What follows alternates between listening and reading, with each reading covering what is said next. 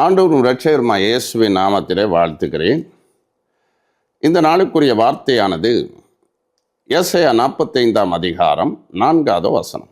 வெண்கல கதவுகளை உடைத்து இருப்பு தாழ்பால்களை முறித்து அந்தகாரத்தில் இருக்கிற பொக்கிஷங்களையும் வெளிப்படத்தில் இருக்கிற புதையல்களையும் உனக்கு கொடுப்பேன். நான் என் தாசனாகிய யாக்கோபின் நிமித்தமும் நான் தெரிந்து கொண்ட இஸ்ரவேலின் நிமித்தமும் நான் உன்னை பேர் சொல்லி அழைத்து நீ என்னை அறியாதிருந்தும் உனக்கு நாமம் தரித்திருந்தேன். ஏசாயா 45:4 சொல்லப்பட்ட இந்த வார்த்தையை இன்றைக்கு நாம் தியானிக்க போகிறோம். கோரேஸ் என்ற ராஜாவுக்கு தேவன் கொடுக்கிற ஒரு அதிகாரம். ஏசாயா 45 அதிகாரம் 1வது வசனத்தில் சொல்லுகிறார், உனக்கு முன்பாக நான் வாசலை திறந்திருக்கிறேன் என்று வாக்கு கொடுக்கிறேன். இந்த மாசத்திலே தேவன் கொடுத்திருக்கிற வார்த்தை அதுதான், திறந்த வாசல். இன்றைக்கு ஆண்டவருடைய பிள்ளைகளுக்கு திறந்தே தான் வைப்பார். ஜெபிக்கிற பிள்ளைகளுக்கு, விசுவாசிக்கிற பிள்ளைகளுக்கு, வேதத்தை அதிகமாக படித்து அதை அறிக்கை செய்கிற பிள்ளைகளுக்கு திறந்த வாசலை அவர் வைக்க வல்லமை உடையவராக இருக்கிறார். இந்த இடத்துல சொல்றாரு, வெண்கல கதவுகளை நான் உடைப்பேன், இருப்பு தாழ்பால்களை உடைப்பேன். இன்னைக்கு நிறைய பேருடைய வாழ்க்கையில் ஆசீர்வாத கதவுகள் மூடப்பட்டிருக்கு. சில ஐஸ்வர்ய கதவுகள் மூடப்பட்டிருக்கிறது.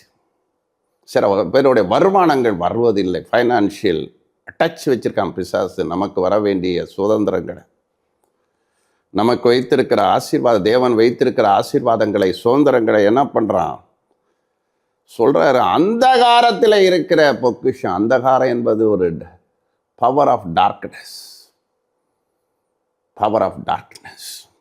ஒளிப்படத்தில் இருக்கிற புதையல் மறைச்சி வச்சிருக்க, நமக்கு வச்சிருக்கிற மேன்மையான ஆசீர்வாதங்களை, நமக்கு வைத்திருக்கிற விலையேற பெற்ற ஆசீர்வாதங்களை, நமக்கு வைத்திருக்கிற மகிமையான ஆசீர்வாதங்களை பிசாசு என்ன பண்றான், அந்தகாரத்தில் வச்சிருக்கிறேன்,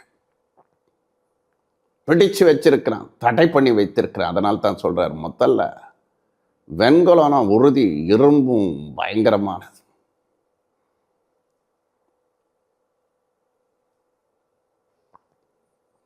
நாம் ஜெபிக்கும் போது வெண்கலங்களும் உடையும், இருப்பு தாழ்பால்களும் முறியும். எல்லா விதமான இருளின் அதிகாரங்கள் விலகி போகும். நம்மளுக்குள் மறைச்சு வச்சிருக்கிற காரியங்களையும் அவர் வெளிப்படுத்துவார்.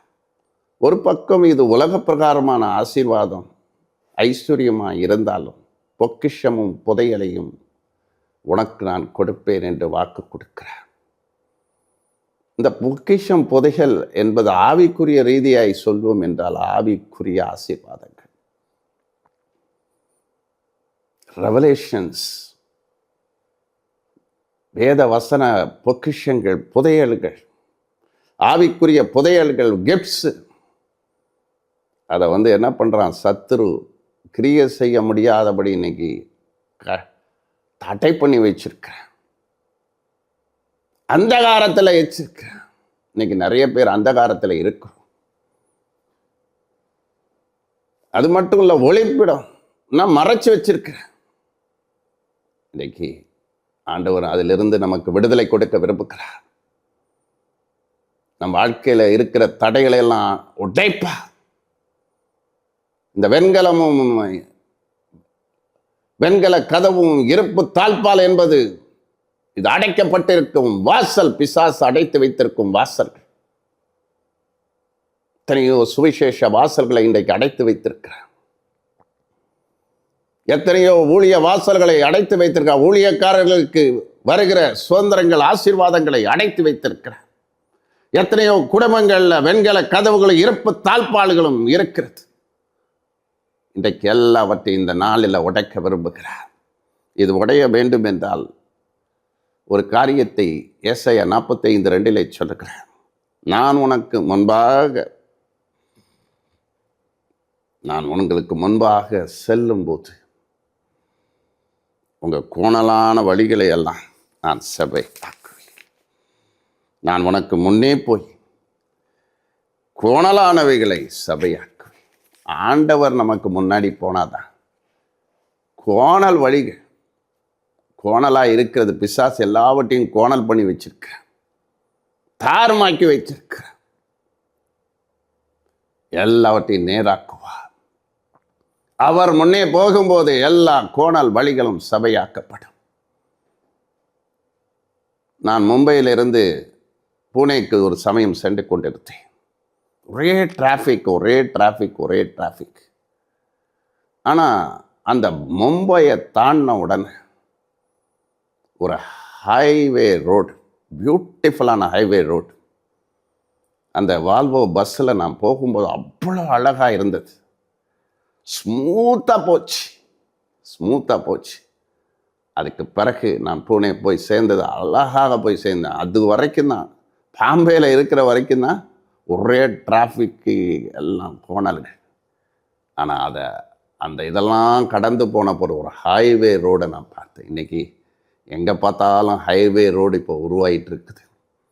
ஆண்டவர் நம்முடைய வழிகளை எல்லாம் அவர் செவையாக்குவார். நம்முடைய பாதையெல்லாம் அவர் செவையாக்குவார். இந்த விசுவாசிக்க ஆண்டவர் எல்லாத்தையும் உடைப்பார். வெண்கலங்களை உடைப்பார். இருப்பு தாழ்பால்களை முறைத்து போடுவார். அந்த காலத்தில் இருக்கிறவைகள் எல்லாவற்றையும், ஒளிப்படத்தில் இருக்கிறவைகளை எல்லாம் மாற்றி போடுவார். உங்களோடு அவர் இருப்பார்.